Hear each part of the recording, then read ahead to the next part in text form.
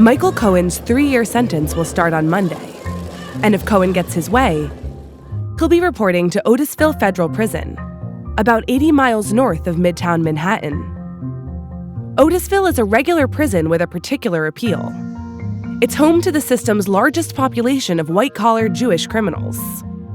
Nobody knows more about what Cohen can expect at Otisville than Lawrence Dressler, who did 18 months for mortgage fraud and still runs a gossip blog about the prison under his prison nickname, Larry Noodles.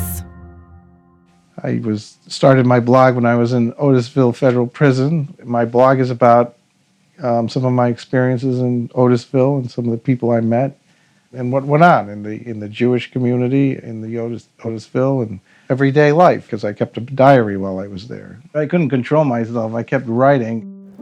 If you're Jewish and you live in New York or Brooklyn, Manhattan, any of the 5 boroughs, I mean, the low security prison for white-collar criminals is Otisville.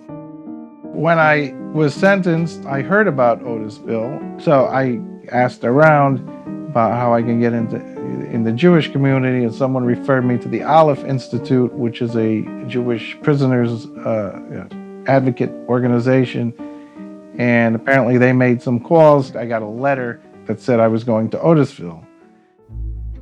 When I first went in, there were maybe 5 or 10 Hasidim, 10 Orthodox non-Hasidim, and then another 50 non-religious Jews. Russians, there were a lot of Russians from like Brighton Beach and Coney Island in the medical profession, doctors, and chiropractors involved in Medicare fraud.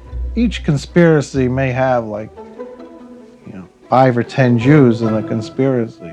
And so then that's a lot to go into one prison all at once. So there's a lot of books. You have the whole Talmud. I mean, you have the prayer books and everything else. Saturday, Sabbath services, Friday night services. You don't really find that anywhere in any other prisons. The Jewish inmates cook the meals themselves.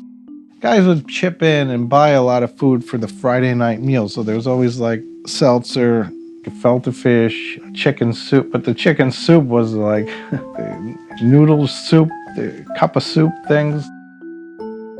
I got in trouble for smuggling the spiral pasta from the warehouse where I worked into my cubicle where I slept.